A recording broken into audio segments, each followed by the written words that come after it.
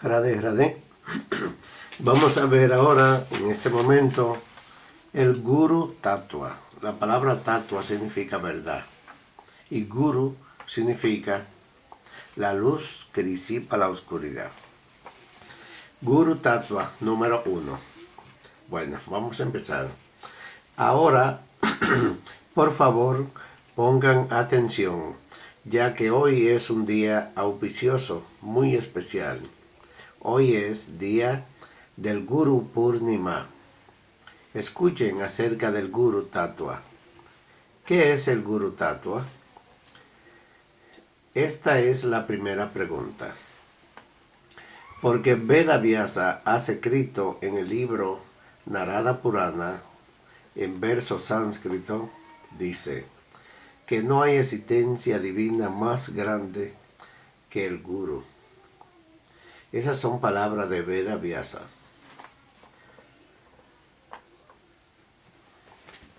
Veda Vyasa era una encarnación de Dios. Ustedes deben haberlo escuchado esto.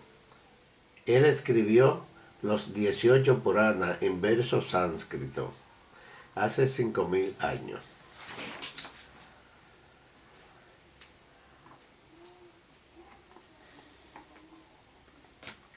Los Purana primero aparecieron de la boca de Brahma y después de esto aparecieron los Vedas.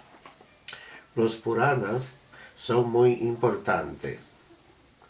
Veda Vyasa los escribió, son en total 400.000 versos. Él se mantuvo recitándolo, pero no lo escribió. El señor Ganesha lo iba escribiendo mientras Veda Vyasa los recitaba. Veda Vyasa habló con Ganesha y le dijo: mira, Ganesha, yo te voy a revelar los 18 Purana para que usted lo escriba, pero usted no podrá detenerse de escribir en el medio, o sea, no podrá parar de escribir en ningún momento. Tiene que mantenerte escribiendo todo el tiempo, sin parar. Ganesha dijo: eso está muy bien, pero entonces usted, Veda Vyasa, no podrá detenerse de hablar, tendrá que hablar continuamente, sin parar de recitar los versos de los 18 Purana, los cuales suman en total 400.000 versos en sánscrito. Y un solo verso tiene hasta 45 letras, ya ustedes saben. Continuamos. Entonces, en ese momento, Veda Vyasa pensó: esto es un gran problema para mí, porque si yo tengo que mantenerme recitando los versos sin parar, entonces yo tendré que parar para comer, para beber, etc. Entonces Veda Vyasa, él mismo, pensó: tendré que recitar algunos versos bien profundos, de esos que necesitan meditación, para que Ganesha tenga que detenerse y meditar en ellos. Y así lo hizo. Y así recitó 8.800 versos profundos y enigmáticos, los cuales pone a Ganesha a pensar por largo rato para poder entenderlo. Entonces Veda Vyasa le dijo a Ganesha: tú no podrás escribir sin primero entender el significado del verso que va a escribir. Esta es mi condición. Punto. Ganesha, el señor Ganesha, aceptó esa regla. Entonces, cuando Veda Vyasa quería hacer algún otro trabajo físico como comer, beber, y otra cosa más, como lavarse la mano o la cara, Veda Vyasa entonces recitaba un verso profundo y Ganesha tenía que detenerse a pensar acerca del significado de ese verso, porque no podía escribir este verso sin que primero lo haya entendido. En ese momento en que Ganesha pensaba en el significado del verso, Veda Vyasa aprovechaba y podía tener tiempo para lavarse la mano y la cara y otras cosas también que él necesitaba hacer.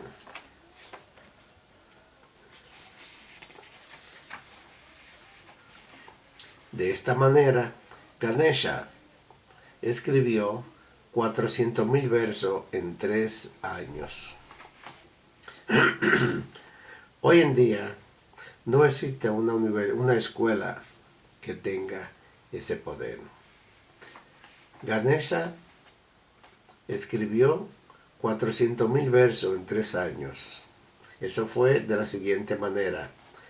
Escribió 133.333 versos en un año, 11.111 versos en un mes, 370 versos en un día, 15 versos en una hora y un verso cada 4 minutos.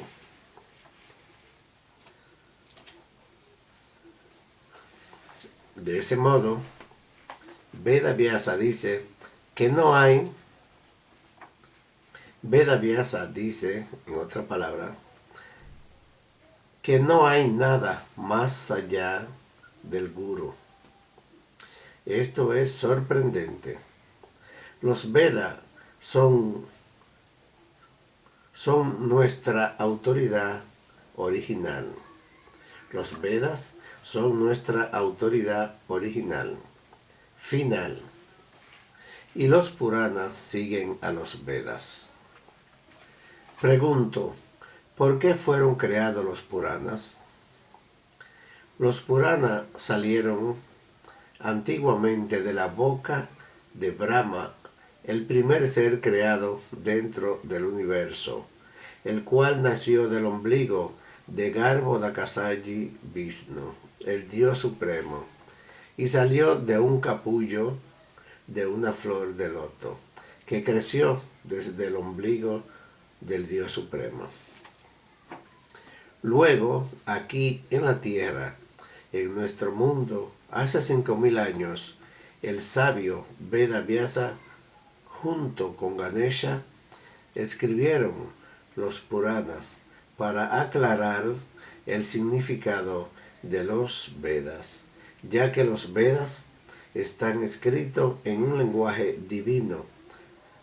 Por eso es que los Vedas no se pueden entender en una escuela ni en una universidad con su intelecto material, así como se aprenden otros libros.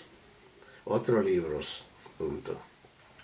Aunque fuera Saraswatis o Bruhaspati, aun siendo ellos, necesitarían la guía de un guru para entender las escrituras.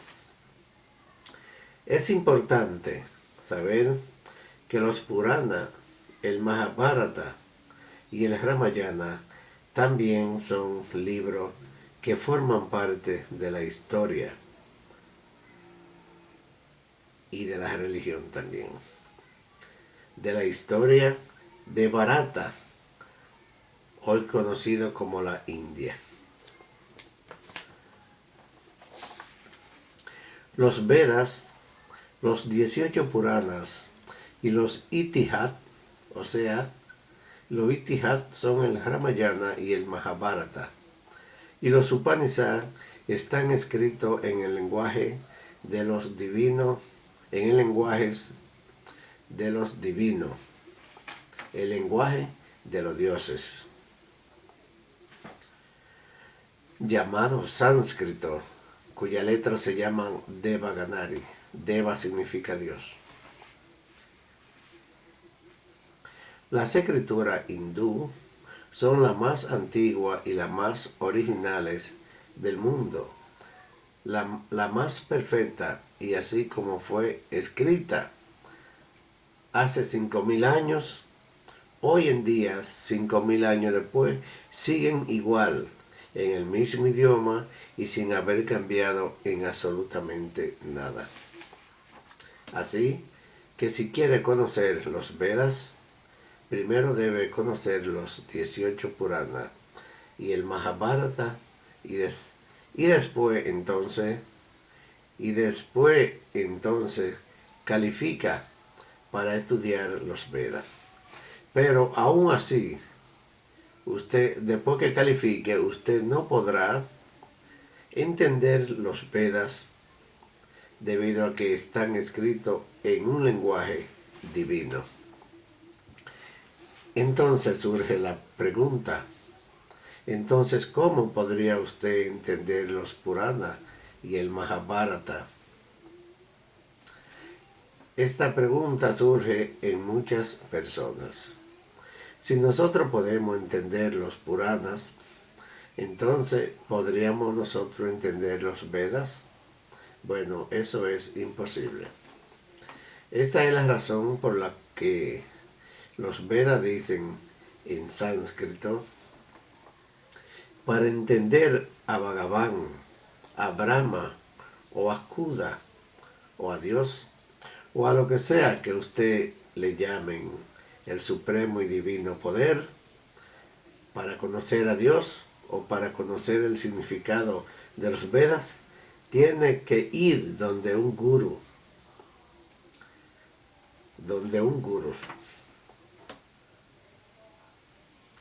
para que entienda los Vedas. Tiene que ir donde un maestro, donde un gurú, un maestro espiritual, un gurú como esto. ¿Acaso estos gurú, es una pregunta, un maestro espiritual, un gurú como esto, acaso tiene un certificado? ¿Acaso el gurú tiene un certificado? Bueno, respondiendo a la pregunta anterior, en el lenguaje sánscrito dice, los Vedas dicen que el gurú debe ser esrotria y brahmanista. Eso significa que el gurú debe tener conocimiento de las escrituras y haber realizado a Dios. Eso significa también que el gurú debe ser un versado en teoría y en la práctica también. Si buscas refugio en un gurú así y te rinde a él, entonces podrá entender desde ese gurú, podrá entender los Vedas. ¿Pero qué es un gurú? Los Vedas, como ha sido entendido por muchos, esta escritura allí en el Veda dice que el gurú es el último poder divino. También los Vedas dicen que Dios Bhagavan es el último poder divino. Y Dios Brahma es solo uno, no hay otro. Pero este verso sánscrito dice lo siguiente. El Veda dice que todas las cosas es Brahma y que hay un solo Brahman. Los Vedas describen al Brahman de muchas maneras, pero él es uno solo. De acuerdo a su conocimiento intelectual, las escuelas describen al Brahman con diferente nombre, pero es un solo Dios, o Brahman. Así que las escuelas védicas describen al Brahman de muchas maneras, pero el Brahman es uno solo. Los Vedas describen al Brahman como un solo Ishvara, un solo Paramatma y un solo Bhagavan.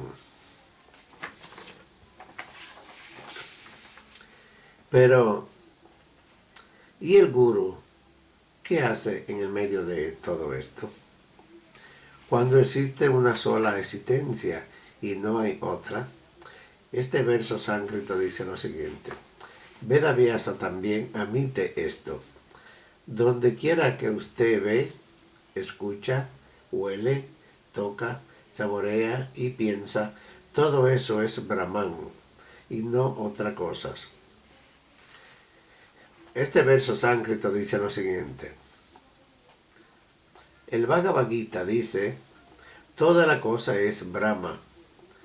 Existe una sola existencia y no otra.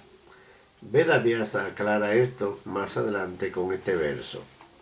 Dice, hay una indivisible, absoluta y divina existencia. Ella es Brahma, la cual tiene tres formas. Una es llamada Brahma, otra es llamada Paramatma y la otra es llamada Bhagavan.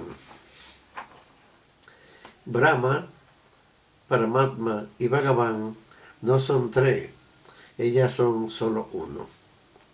Cuando Dios revela una potencia mínima, es llamado Brahma, el cual es Nirguna, que significa que no tiene virtudes. También es Nirvishesha, que significa que no tiene atributo, y el cual también es Nikara, que significa que no tiene forma. Eso es el Brahman. Esa forma es adorada por muchos devotos. Cuando Dios revela una potencia media, en término medio, por encima de lo mínimo, o sea, un poco más grande, es llamado Vishnu, el cual tiene divinas virtudes y divina forma. Entonces él es llamado Paramatma o Vishnu. Pero cuando Dios revela o manifiesta toda su potencia, él es llamado Bhagavan Sri Krishna.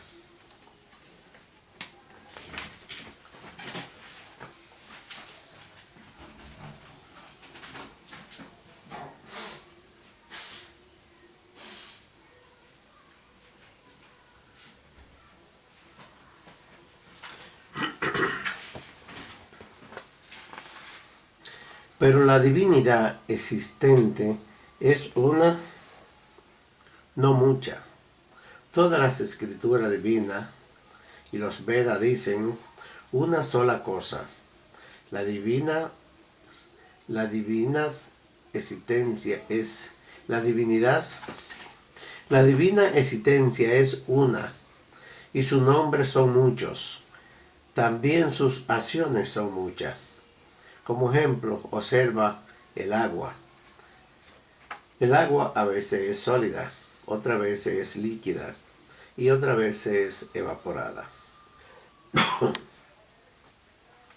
Eso significa que el agua tiene tres formas, pero eso es solo desde el punto de vista que la utilicemos. De la misma manera, Brahma, Paramatma y Bhagavan son tres, dependiendo desde el punto de vista que lo usemos. Pero en realidad los tres son uno solo. Las tres formas son una sola y divina existencia. Pero también Vedavyasa, también los Vedas dicen los opuestos de esto. En este verso sánscrito dice, existen dos aves o dos existencias. Una es el alma, el Jiva Atma, y la otra es el Paramatma. Son dos existencias y ambas residen en nuestros corazones. Un verso sánscrito dice lo siguiente. Una de las aves de las que están viviendo en nuestro corazón, está realizando todas clases de actividades, de acciones pecaminosas y acciones o actividades virtuosas, las cuales traen frutos y su consecuencia. Mientras que la otra aves que está en el corazón acompañándola solo observa y anota las actividades o acciones de la primera aves. Ambas aves viven en el corazón, en nuestro corazón. Recuerde que la primera ave es el Jiva Atma, o sea, nuestra alma. Y la segunda ave es el Paramatma, o sea, el mismo Dios Supremo.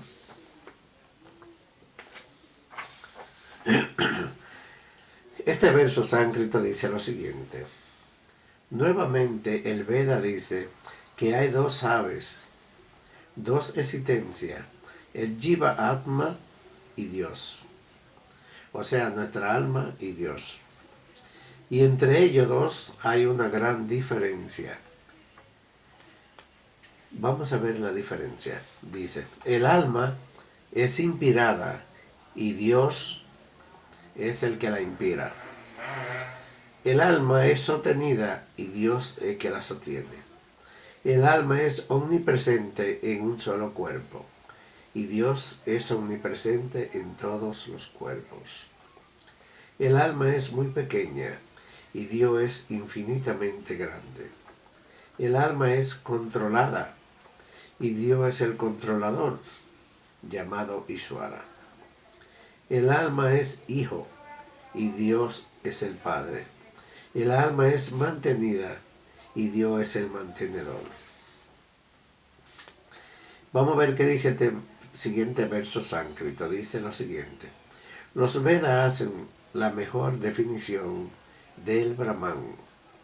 Y dice, el Brahman es eso desde el cual todas las almas aparecen. Pero, ¿de dónde vienen las almas? Alguien podría decir, pero usted dijo que hay una sola existencia divina. Vamos a ver lo que dice este próximo verso sánscrito. Dice, los Vedas dicen que incontables almas son los hijos de Dios. Vamos a ver este otro verso sánscrito que dice, los Vedas dicen, Él está en todas las cosas. Esto significa que hay dos existencias, dos tattva.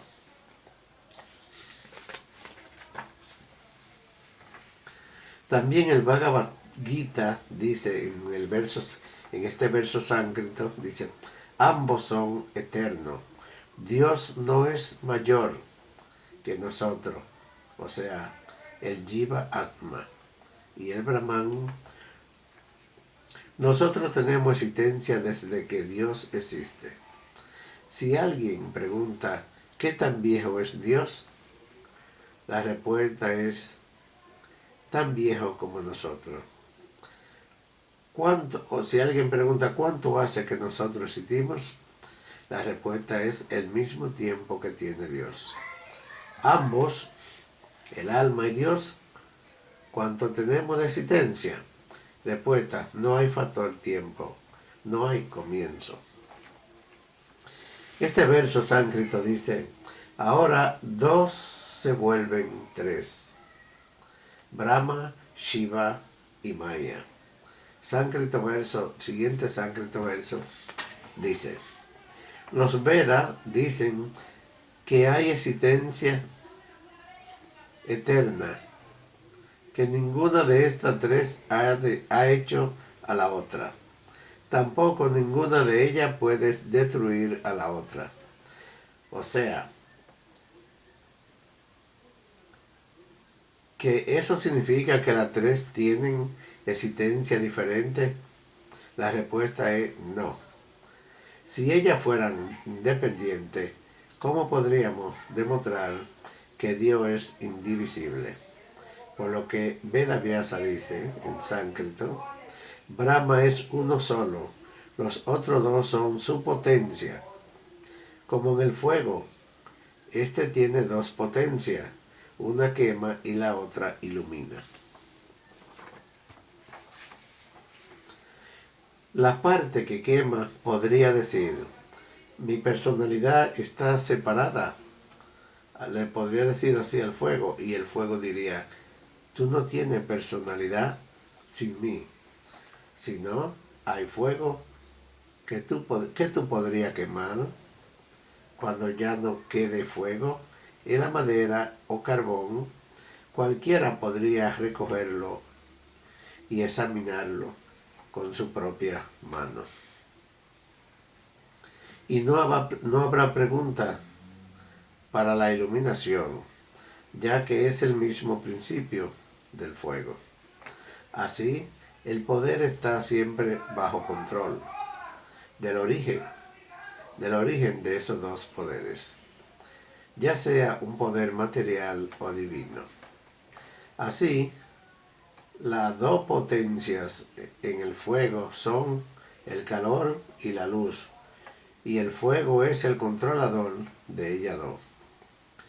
Y en el caso espiritual, el Brahman es el controlador llamado Iswara, y sus dos potencias son el Jiva Atma, o sea, el alma, y Maya, la naturaleza material. Así que podamos decir que el Jiva Atma y Maya son poderes divinos y materiales de Dios. Punto. El Bhagavad Gita dice, y el Bhagavatam también, esas tres existencias son eternas, pero esas dos existencias, el alma y Maya, están bajo el control del Brahman o de Brahma. Esta es la razón por la que nosotros también decimos que hay una sola existencia. Cuando el poder para quemar y el poder para iluminar no pueden ser separados del fuego, entonces, ¿cómo podríamos nosotros decir que están separados? Cuando nosotros decimos esto, de que están separados, es solo para entender, pero en realidad la divina existencia es una, también es dos y también es tres. Ahí termina. Jai Radhe Radhe.